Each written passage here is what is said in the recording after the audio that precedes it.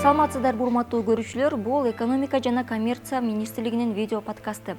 Бүгүнкү тема 2025-2030 жылдарга карата аймактарды комплекстүү социалдык экономикалык өнүктүрүү боюнча мамлекеттик программаны долбоору тууралуу. Аталган программа өлкөнүн аймактарынын өнүгүүсүн камсыздоого багытталган маанилүү кадам. Ал экономикалык өсүштүн жаңы булактарын ачып, аймактарды инфраструктуралык жактан жакшыртууга жана калктын жашоо деңгээлин көтөрүү үчүн түзүлгөн. Бүгүн биз бул долбоордун негизги багыттарын, пландалган натыйжаларды жана анын жарандарыбыз үчүн пайдасын Кыргыз Республикасынын экономика жана коммерция министрлигинин региондорду өнүктүрүү саясаты башкармалыгынын начальниги Маматов Искандербек Батырбекович менен бирге талкуулайбыз. Саламатсызбы? Саламатсыздар. Анда мен алгачкы суроону узатайын.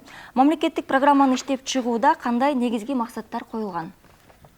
Айтылып кеткендей, 2025-2030 жылдарга региондорду комплекстүү социалдык экономикалык өнүктүрүү мамлекеттик программасы бул ошол 2022 жылы 18 октябрда кол коюлган Кыргыз Республикасынын президентинин жарлыгынын негизинде жана Кыргыз Республикасынын 2026 чейинки өнүктүрүү программасынын негизинде иштелип чыкты. Программанын максаты ошол биздин жерлерибизде калкыбызга ошол шарт түзүү жаңы кадамдар деп айтылып кетти. Ошол чындыгында эле ошол жаңы багыттар, жаңы колдонгон методикалардын негизинде алып барып атабыз. Бул программаны иштеп чыгаардын алдында биз атайын ошол 2 усулдук колдомо иштеп чыктык. Биздин эксперттердин жардамы менен, Дүйнөлүк банктын эксперттердин жардамы менен биргеликте иштеп чыгып, бул биринчи усулдук колдомо бул жергиликтүү өзүн-өзү башкаруу органдарынын деңгээлинде, айыл аймактар жана шаарлар үчүн. Экинчиси райондук деңгээлде жана райондор үчүн дагы биз буну эки буйрук менен бекитилди. Биринчи буйрук райондук деңгээлдеги экономика жана коммерция министрлигинин буйругу менен, ал эми айыл аймактар жана шаарлар деңгээлиндеги усулдук колдомону биз экономика жана коммерция министрлиги мамлекеттик кызмат жана өзүн-өзү башкаруу мамлекеттик агенттиги менен биргеликте бекитип, бул программанын пилоттук режимде 2023 жылы Ноокат жана Ат баш райондорунда өткөрүлүп, ошол Ноокат шаары жана Көк Жар айыл өкмөтүндө жана Ат баш районунун 2 айыл аймагында бул программа, бир айыл аймагында жана Нарын районунун өзүндө иштелип чыкты. Бул программаны биз ошол 22 жылы пилоттук кылып иштеп, 23 жылы биз акимдердин жыйналышында 2024 январда муну биринчи жолу элдин алдына алып чыгып, кандай өзгөрүштөр бар, эмнеге багытталган иштелип чыкты. Ал эми быйыл болсо биз ошол окутууларды бардык региондордо өткөрүп, бүгүнкү күндө биз ошол бул программаны Нарын облусунун 5 районунда толугу менен аткарылып, иштелип чыгып, бекитилди 27 айыл аймагы. Андан тышкары Ысык көл облусунда да иштелип чыкты. Калган аймактарда жанагы шайлоого, жергиликтүү депутаттарды шайлоого байланыштуу болуп, алар процесс туруп калды эле. Азыр бүгүнкү күндө бул биз баягы тапшырмага ылайык 30%дан жогору деңгээлде аткарылып калды. Бул жумуштар дагы уланат. Бул программанын негизги этаптары бул биз 4 негизги эмеге бөлдүк да. Биринчиси бул шаарларды өнүктүрүү. Ошонун ичинде Бишкек шаары менен Ош шаарын экономикалык драйверлер катары өнүктүрүп, алардын мисалында биз аларды башка региондорго жакшы нерселерди таркаталы деп ошону пландаштырып атабыз. Андан тышкары биз ошо туризм тармагындагы өнүктүрүп, ошо жеринде ошо шарт түзүп, инфраструктурасын түзүп, ошондой эле айыл чарба тармагындагы багыттагы жерлерди дагы өздөштүрүп, андан тышкары жанагы өнүгүүнүн таяныч пункттары деген бар. Ошолорду дагы колдоп кете турган кылып, Анан бизде биринчи жолу Кыргыз Республикасында мейкиндикти пландаштырууну бул программага киргиздик да. Себеби мейкиндикти пландаштыруу бул башка өнүккөн өлкөлөрдө көптөн бери эле иштеп келатат. Биз ошого жетебиз деген аракетте быйыл ошол улуттук деңгээлдеги схеманы иштеп чыгып, анан регионалдык деңгээлдеги схемаларды иштеп чыгып, биз кайсыл жерде зоналарга бөлүп, кайсыл жерде кандай эме болуш керек, жашоо тиричиликке багытталган үйлөр кайсы жерге курулуш керек, парк зона жанагы дем ала турган жайлар, эс алуучу жайлар кайсы жерде болуш керек, өнүгүүгө багытталган өнөр жай зоналары кайда болуш керек, кандай инфраструктура болуш керек, кайсы жерде окуу студенттердин, окуучулардын эмелери болуш керек, ошолордун баардыгын биз бөлүп чыгып, бул жаңы системага өтөлү деп атабыз. Себеби бүгүнкү күндө баягы биздин түзүлүп жүргөн ген пландардын баардыгы административдик аймактык реформа жүргүзгөндөн кийин биз 452 айылды 231 аймакка бириктирдик да. Азыр башкадан пландаштыруу келип чыкты да. Ошол эле биз шаарларга жакын жайгашкан айыл аймактарды, калктуу конуштарды кошуп бердик. Жаңы шаар курулду, шаар түзүлдү, райондук маанидеги Шамалдуу сайы. Ошого алып караганда бул өтө маанилүү болуп атат да. Ошол биз азыр бүгүнкү күндө ошол генералдык пландан эмес, мастер планга өтөлү деп. Биз Евразиясынын алкагында Россиянын башка өлкөлөрдүн опыттарын, тажрыйбаларын алалы деп, биз биринчи жолу ошол мастер план иштеп чыгууну биз ошол жана атайын программа кабыл алдык. Ушул программадан чыккан программа биз там этаптары ар кандай болуп кетти. Бул объему чоң болгон үчүн бул кичине бүгүн эртең киргизебиз администрациянын кароосуна.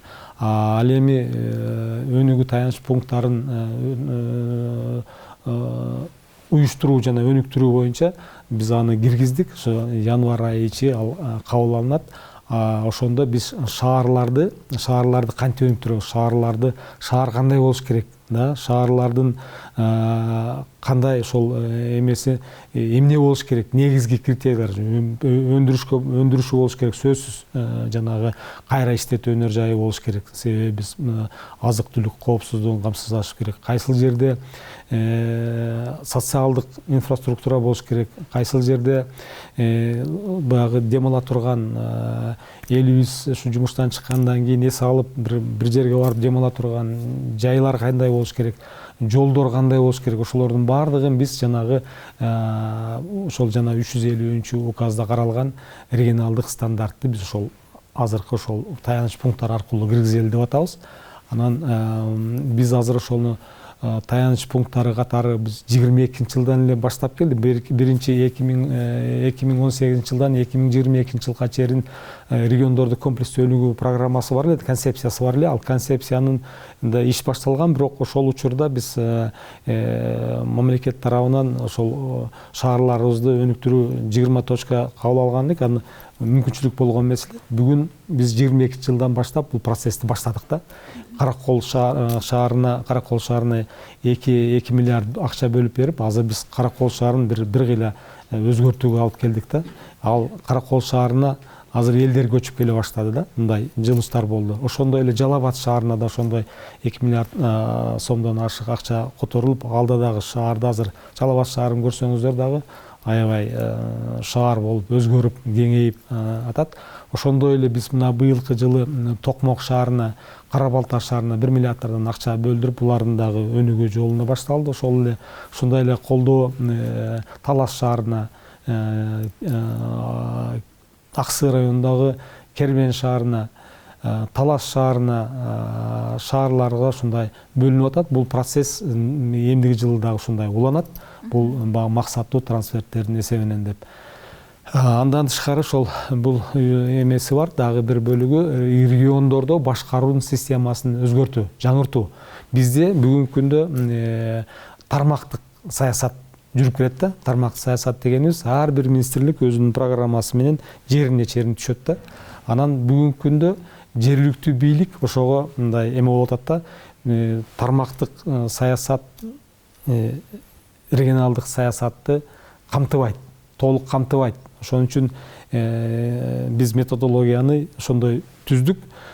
Тармактык программалар райондук деңгээлге келип токтойт. Райондук деңгээлден жериндеги мүмкүнчүлүктөрдүн баардыгын, көйгөйлүү маселелердин баардыгын көтөрүп алып чыгат. Анан ушул райондук деңгээлде тармактык программа менен региондун мүмкүнчүлүктөрүн айкалыштырып, ошол жерде программа түзүлөт да, ал нар жака жеринде таркап кетет да. Ошондо жергиликтүү бийликтин тандап алган приоритети менен ишке аша турган болот.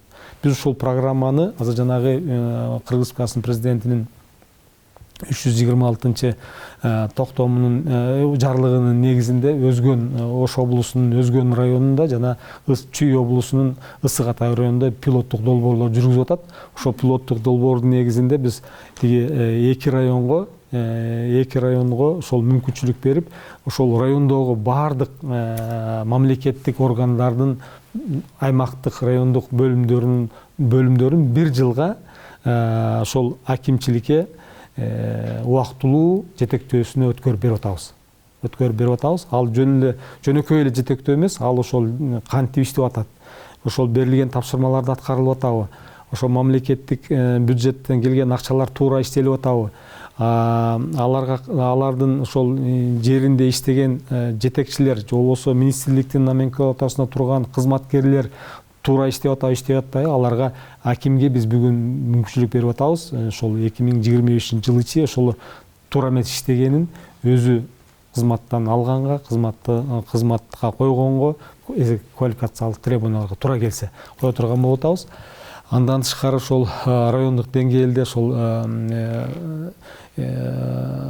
өнүгүүнүн таяныч пункттары кылып ушу эки шаарда, Кант менен Өзгөн шаарын карайлы деп атабыз. Андан тышкары ошо жергиликтүү жанагы райондук деңгээлдеги фонддор бар да, өнүктүрүү фонддорун, ошол өнүктүрүү фонддорун биз райондун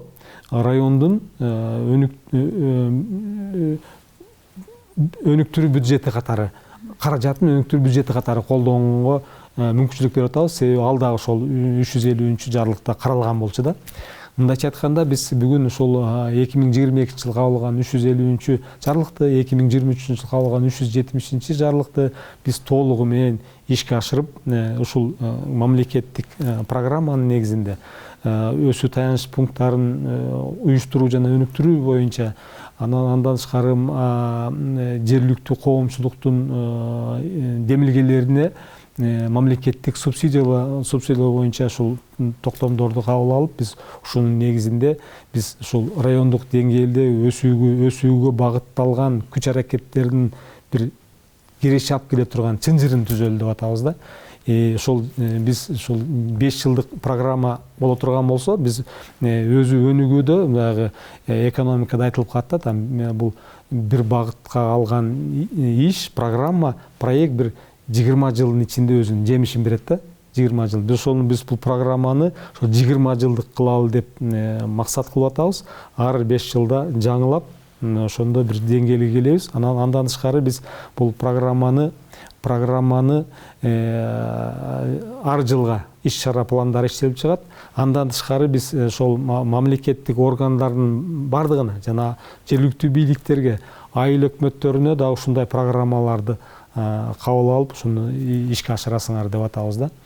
Негизи ошол программанын максаты калкыбыздын ар түрдүү катмарын, анын дагы активдүү катмарын, аярлуу катмарын, ошол пенсионерлерин жана башка социалдык тармакта иштегендердин бардык катмарды чогуу уюштуруп, жумушчу топторду түзүп, талкуу менен алып барып, анан ошону талкуулап жакканын тиги эметтик да. Бул методология боюнча биз аябай мындай алгоритм түзүп койдук да. Кандай биринчи кадам эмне болуш керек, экинчи кадам эмне болуш керек, бул биз уже алгоритм түзүп койдук. Ошол алгоритм менен иштегенде там мүмкүнчүлүк бар да. Там эгесли жогору жактан тапшырма болгон болсо мынчага жетесиң деген.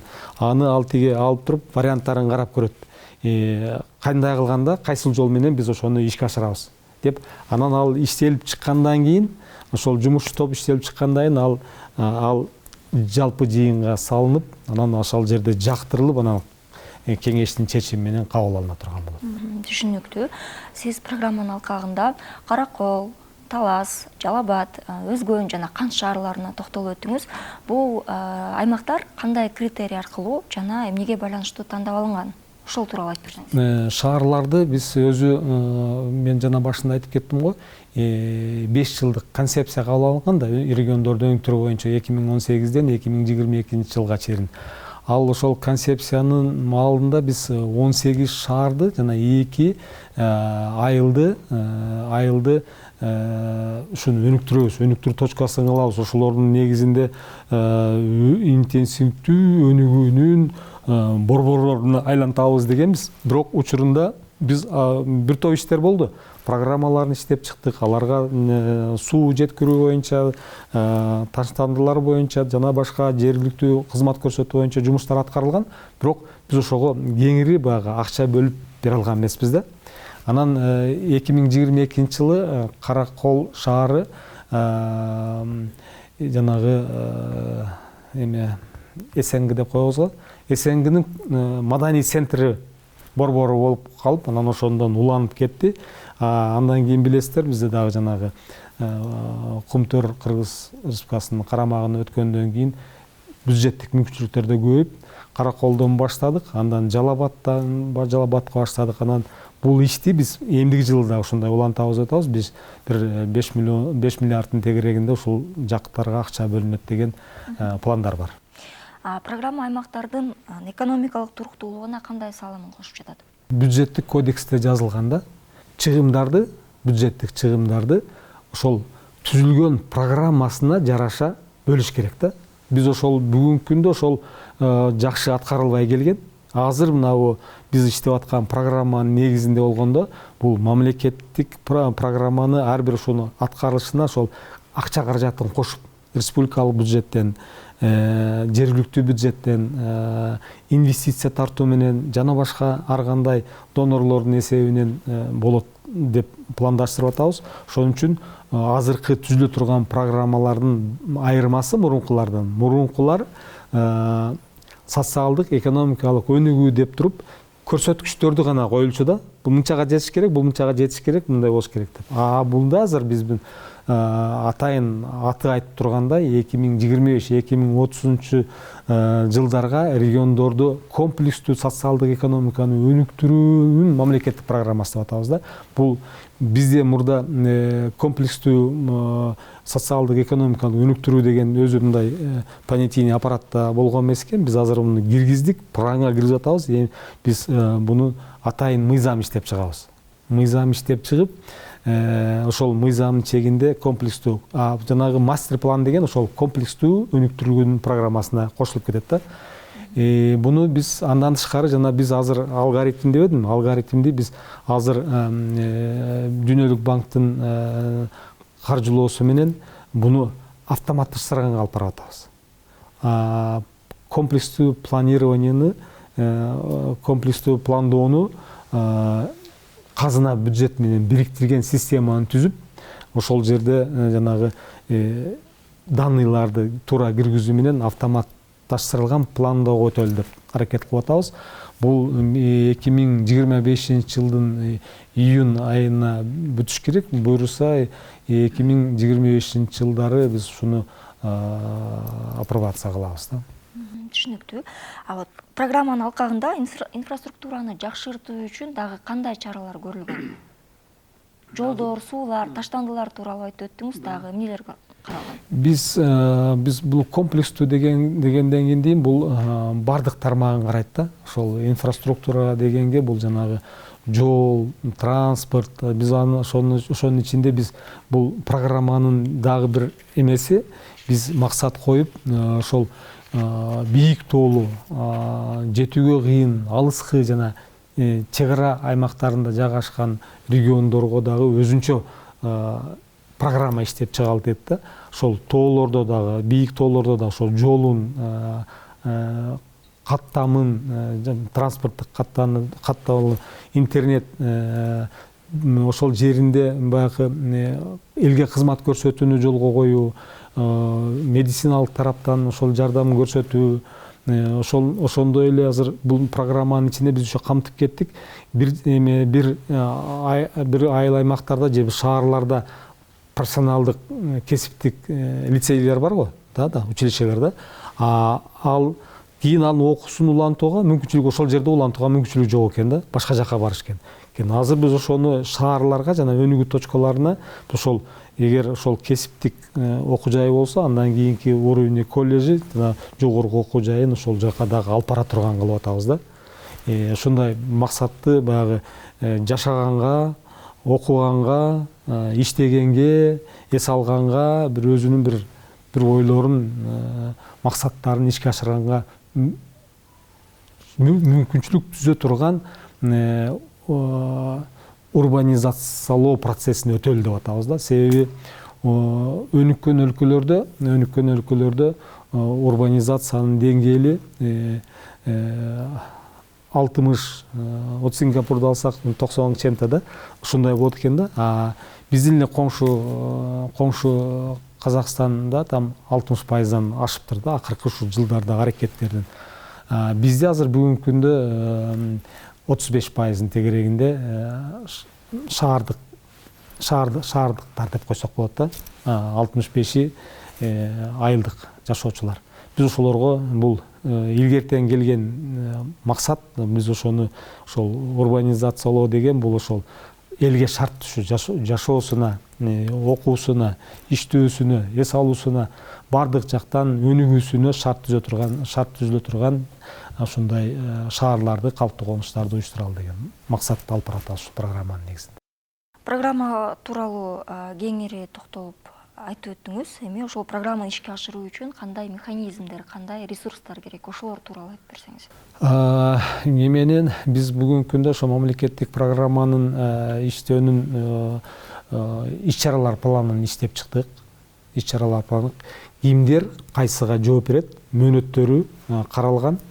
Андан тышкары кайсы индикаторлор негизинде программа аныкталат, тастыкталат, ошону көзөмөлдөнөт. Бул 3-чү документ. Андан тышкары ошол бюджеттик ресурстарын да карап чыктык. Бюджеттик ресурстар негизинен ошол республикалык, жергиликтүү жана инвестицияга багытталган болуш керек деп айтып атабыз. Бүгүнкү күндө да мындай разрыв бар, бирок буну биз баягы ар жылдык планданы жаңылап ичине корректировкаларды киргизүү менен бул биз мына келаткан жылдар даярдоо жылдары болот да. Даярдоо жылдары биз жанагы эмпаларды даярдап, тиешелүү чечимдерди чыгарып, ошону алып кеткенге калсак, биз кийинки жылдары анан өнүгүү жолуна түшөбүз деген оюбуз бар. Искандербек Батырбекович, сизге чоң рахмат. 2025-2030 жылдарга карата аймактарды комплекстүү социалдык өнүктүрүү үчүн боюнча мамлекеттик программанын долбоору тууралуу кенен айтып бергениңиз үчүн. Саламат калыңыз.